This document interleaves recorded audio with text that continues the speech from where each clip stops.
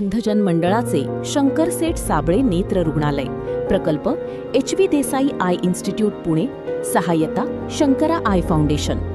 आपल्या डोळ्यांची योग्य काळजी घेण्यासाठी आता सोलापूरमध्ये एक विश्वासार्ह अत्याधुनिक सुविधा देणारे शहर व जिल्ह्यातील सर्वात मोठे नेत्र रुग्णालय उपलब्ध आहे। हॉस्पिटलमध्ये इन हाऊस ऑप्टिकल आउटलेट देखील उपलब्ध आहे, जिथे तुम्हाला ब्रँडेड चष्म्यांचे नवीन डिझाईन्स आणि जागतिक दर्जाचे खात्रीशीर ऑप्टिकल लेन्सेस मिळतात। पुणे अंधजन मंडळाचे शंकरसेठ साबळे नेत्र रुग्णालय प्रकल्प HV Desai I institute Pune सहाय्यता शंकरा आय फाउंडेशन। उत्तम गुणवत्ता आणि माफक दर हेच आमच्या रुग्णालयाचे वैशिष्ट्य। साहित्य सम्राट अण्णाभाऊ साठे यांच्या विचारांना आणि कृतीला सर्वप्रथम अभिवादन। आज रिपब्लिकन पार्टी यांच्या वतीने शहर जिल्हा सोलापूरच्या वतीने डॉक्टर बाबासाहेब आंबेडकर चौकातील आंबेडकर पुतळ्याजवळ महाराष्ट्र सरकारने घेतलेल्या निर्णयाच्या विरोधात भव्य प्रमाणात निदर्शने करण्याचं या ठिकाणी आयोजन करण्यात आलेलं आहे। या कार्यक्रमाला उपस्थित असलेले विचारपीठावरील राज्य कमिटीचे माझे सर्व सहकारी, पश्चिम महाराष्ट्र कार्यकारिणीचे सर्व सहकारी, जिल्ह्याचे सर्व पदाधिकारी, शहराचे सर्व पदाधिकारी, जिल्ह्यातून आलेल्या तालुक्याचे सर्व प्रतिनिधी आणि उपस्थित बंधू भगिनी आणि मित्रांनो, खरं तर सर्वप्रथम आपण सर्वोच्च न्यायालयाने 1 ऑगस्ट 2024 रोजी दिलेल्या निर्णयाच्या विरोधात या ठिकाणी महाराष्ट्र राज्यातील अनुसूचित जातीच्या 59 जातीमध्ये उपवर्गीकरणच्या नावाखाली अवकड असे विभाग पाडून या 59 जातीमध्ये भांडण लावण्याच्या भूमिकेचा घेतलेल्या निर्णयाचा या ठिकाणी मी निषेध करतोय। हा निषेध करत असताना बांधवांनो, डॉक्टर बाबासाहेब आंबेडकरांनी भारतीय संविधान लिहित असताना जे संविधान लिहिण्यासाठी डॉक्टर बाबासाहेब आंबेडकरांना 2 वर्ष 11 महिने आणि 17 दिवस लागले, त्या संविधानामध्ये समूहाला आरक्षण देण्याची भूमिका बाबासाहेबांनी घेतली। या देशातील, या राज्यातील ते शोषित, वंचित, गरीब, मागासवर्गीय, भटक्या, विमुक्त जाती जमाती, अल्पसंख्याक अशा बांधवांना, समुदायाला रिझर्वेशन आरक्षण देण्याची भूमिका भारतीय संविधानामध्ये डॉक्टर बाबासाहेब आंबेडकरांनी घेतली। आणि या झाल्याप्रमाणे हे सर्वप्रथम त्या काळामध्ये ब्रिटिशांचं राज्य असल्यामुळे पहिल्या आणि दुसऱ्या गोलमेज परिषदेमध्ये ही भूमिका बाबासाहेबांनी मांडली। 1930 आणि 1930 ची पहिली गोलमेज परिषद आणि 1931 ची दुसरी गोलमेज परिषद, या दोन्ही गोलमेज परिषदेला भारतातील आणि महाराष्ट्रासहित मागासवर्गीय, वंचित, शोषित पीडितांना आरक्षण देण्याची भूमिका ब्रिटिशांसमोर मांडणारे डॉक्टर बाबासाहेब आंबेडकर हे एकमेव भारतीय होते बाबा। आणि हीच भूमिका करवीर नगरीचे राजे छत्रपती शाहू महाराजांच्या राज्यामध्ये 1902 साली 50% आरक्षणाची भूमिका शाहू महाराजांनी जाहीर केली। आणि ही भूमिका शाहू महाराजांनी जाहीर केल्यानंतर करवीर नगरीमध्ये लिंगायत समाज असो, ब्राह्मण समाज असो, मागासवर्गीय समाज असो, मुस्लिम समाज असो, या सर्वांना 50% आरक्षणाची भूमिका आरक्षणाचे जनक छत्रपती शाहू महाराजांनी घेतली। आणि ही भूमिका घेत असताना शाहू महाराजांनी प्रत्येक जातीसाठी वसतिगृहाची सोय करून विद्यार्थ्याला शिक्षण देण्याची भूमिका घेतली।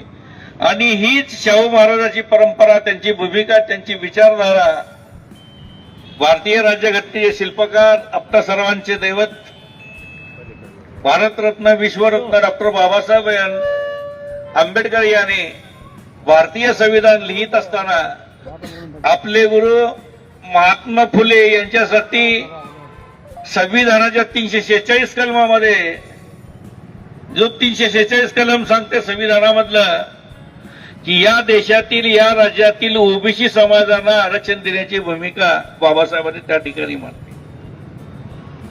त्याबरोबरच आपले दुसरे गुरु छत्रपती राजर्षी शाहू महाराज यांची आरक्षणाची भूमिका बाबासाहेबांनी भारतीय संविधानामध्ये मांडली आणि खऱ्या अर्थानं या देशातील 3000 जातीपैकी देशातील 3000 जातीला तर आरक्षण दिलंच बाबासाहेबांनी, परंतु महाराष्ट्रातील सर्व जातींना आरक्षण देण्याची भूमिका बाबासाहेबांनी संविधानामध्ये घेतली. 1950 साली दिलेलं हे संविधानातील आरक्षणाची तरतूद 2024 पर्यंत गुन्ह्या गोविंदाने आणि जवळजवळ अनुसूचित जातीच्या 59 बांधवांना 13% रिझर्वेशन देऊन आरक्षण देऊन त्यांची प्रगती करण्याची भूमिका या संविधानाच्या माध्यमातून या ठिकाणी सुरू झाली. बांधवांनो, 14 ऑक्टोबर 1956 साली डॉक्टर बाबासाहेब आंबेडकरांनी नागपूर या ठिकाणी बौद्ध धर्माची दीक्षा घेऊन पूर्वीच्या महार समाजाला शिक्षित बनवलं. बौद्ध धर्माची ज्यांनी दीक्षा घेतली त्या काळामध्ये बाबासाहेबांसोबत 5 लाख अनुयायांनी, त्याच्यामध्ये महार होते, त्याच्यामध्ये चांभार होते, त्याच्यामध्ये मांग होते, अशा सर्वांची आर्थिक प्रगती बाबासाहेबांच्या धर्मांतरामुळे झाली, बाबासाहेबांनी दिलेल्या आरक्षणामुळे झाली. जो समाज शिकला तो टिकला आणि ही भूमिका 56च्या अगोदरच्या महार समाजाने, 1956 नंतरच्या नवबौद्ध समाजाने आरक्षणाच्या माध्यमातून असेल, बौद्ध धम्माच्या माध्यमातून असेल, आपली आर्थिक प्रगती करण्याचा या ठिकाणी प्रामाणिक प्रयत्न केला. त्यांनी आपल्या घरातील 33 कोटी देवांना बाबासाहेबांच्या सोबतच पाठवून दिलं, परंतु अनुसूचित जातीतील काही आपले बांधव आहेत, त्यांनी देव सोडला नाही, त्यांनी धर्म सोडला नाही आणि जे देव आणि धर्माच्या नादामध्ये गुंतून राहिले अशा लोकांना आता सध्याच्या शासनातील काही मंडळी त्यांना विश्वासात घेऊन महार विरुद्ध मांग किंवा महार विरुद्ध इतर अशा पद्धतीचं जातीमध्ये बांधणा लावण्याचा प्रयत्न या उपवर्गीकरणाच्या माध्यमातून या ठिकाणी सुरू झालेला. आम्ही संख्येने मोठे 2011ची जातीय जनगणना बघितली तर आमचं 84 लाख 2011च्या संख्येमध्ये बौद्धाची लोकसंख्या आहे आणि जवळजवळ 6.5% पर्यंत आरक्षण आम्हाला त्या जनगणनेनुसार मिळतंय. मग 13% जर 7.5% आम्हाला मिळालं तर राहिलेले 6% कोणाला देणार मित्रांनो? 58 जातीला मिळेल का? मग कुणाला 0.5, कुणाला 0.2, कुणाला 0.3 अशा पद्धतीचं वर्गीकरण राहिलेल्या 6% होत आहे. म्हणून आपल्या सर्वात मोठा बांधव म्हणून ज्यांच्यावर संविधान संरक्षणाची जबाबदारी बाबासाहेबांनी दिली अशा 56च्या अगोदरचा महाराणाती 56 नंतरचा बौद्धांनी हे सर्व 59 जातीला एकत्र ठेवून हे 13% भांडण लावण्याची भूमिका शासनाने थांबवावी अशा पद्धतीच्या विनंती वजा निवेदन या निदर्शने, मोर्चे, धरणे, आंदोलनाच्या माध्यमातून आम्ही महाराष्ट्र शासनाला करीत आहोत. बांधवांनो, खरी सुरुवात झाली बार्टीपासून. डॉक्टर बाबासाहेब आंबेडकर शैक्षणिक आणि संशोधन संस्था बार्टी या संस्थेच्या माध्यमातून बौद्धांचं शिक्षणाचं प्रमाण वाढलं, बौद्ध पीएचडी धारक वाढले, एका घरात 10 वाढले.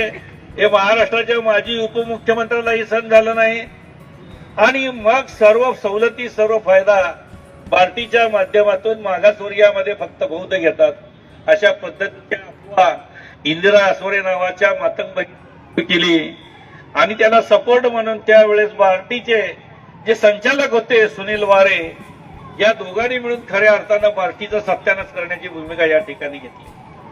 बार्टीमधून महाज्योती निघाली बाजूला, जे ओबीसी बांधवासाठी आहे. बार्टीमधून सारथीसारखी संस्था निर्माण झाली, ती मराठा बांधवासाठी आहे.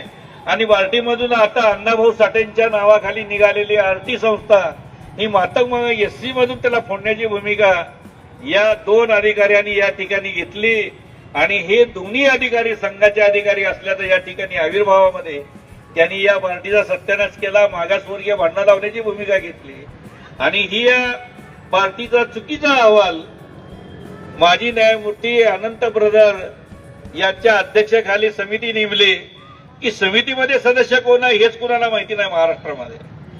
समितीचा अहवाल आला, महाराष्ट्र सरकारला दिला, महाराष्ट्र सरकारनं तो स्वीकारला आणि त्याच्यावर ऑब्जेक्शन घ्या, त्याच्यावर तुमचं भूमिका मांडा, अशा पद्धतीचा मुख्यमंत्र्यांनी महाराष्ट्र सरकारनं जाहीर केला. डॉक्टर बाबासाहेब आंबेडकरांचा जयंतीचा कार्यकाळ होता. 14 एप्रिल ते 21 एप्रिल 7 दिवसाची मुदत दिली आणि तुम्ही त्याच्यामध्ये तुमचं ऑब्जेक्शन नोंदवा अशा पद्धतीची जाहीर विनंती केली. बांधवांनो, तुमच्या माहितीसाठी सांगतो, या अनंत ब्रदर्स समितीचा जो अहवाल आलेला आहे त्या अहवालाला राज्यातील 59 जातीपैकी जवळजवळ 85% लोकांनी त्याला विरोध केलेला आहे.